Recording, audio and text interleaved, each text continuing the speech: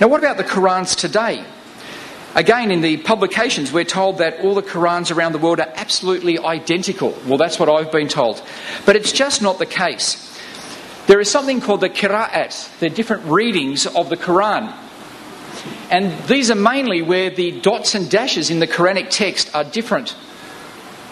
I have two here, so I've actually got three different versions of the Arabic Quran with all the dots and dashes in different places and some letters different. This is the most common one used by, according to Imam Hafs.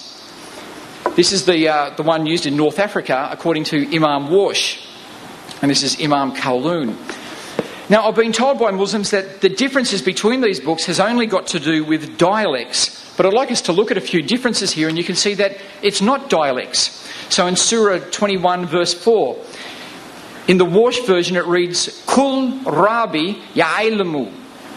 But in the Hafs version it says, Kala Rabi Ya'ilmu.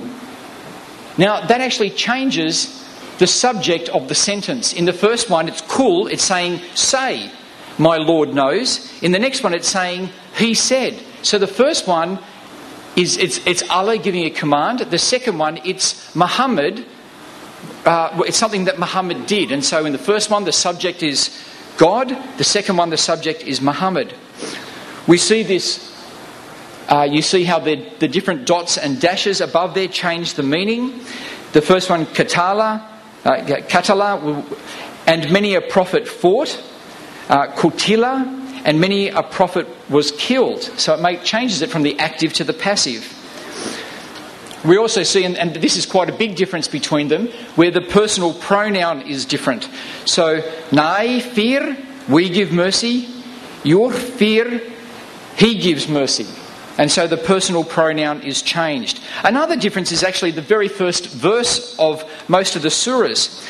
We read here that the Qira'at, the readers themselves, differ over whether the Bismillah was the first verse of Surah Al-Fatiha and the other surahs. Among the Quris, the readers, that is the ones who wrote down these different Qurans, Ibn Kathir, Azim and Al-Kisi were the only ones who considered it to be a verse at the beginning of the surahs, whereas the others did not. Now what that actually means is that for the Quran that's mainly used in Australia, the Bismillah, in the name of Allah, the Merciful, the Compassionate, that's part of the Quran.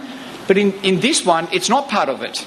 It's considered just like the titles to the surahs, as old, but not actually part of the verse. The last thing I wanted to look at was the chains of narration, because Muslims will say to me, yes, there are these different versions from the beginning, and yes, Uthman burnt them, and yes, there are these many different readings of the Quran which are different in the Arabic. Yes, that's the case. But each of them has their own chain of narration. And that chain of narration guarantees that it's true. My problem is that when we look at the Quran that's used in Australia, according to Imam Hafs, have a look at that chain of narration. Look at who the last two links are. And you'll see that it's Ubay ibn Ka'b and Abdullah ibn Mas'ud.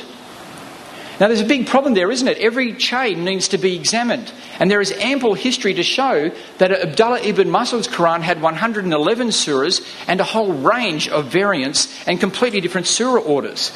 And so I would like to put to you that that this chain of narration is da'if. It's da'if, and that we can't use this chain to prove that this Quran is authentic. Now, to conclude, I am asking people who are Islamic leaders and people who are attacking the Bible to stop exaggerating. Both of our books have very small differences within their textual traditions. These are minor and in no way affect the meaning of the books. And very often scholars can use the materials they have to figure out what the original reading was. And so I want to call on Christians and Muslims to just stop exaggerating at this point so that we can listen to each other.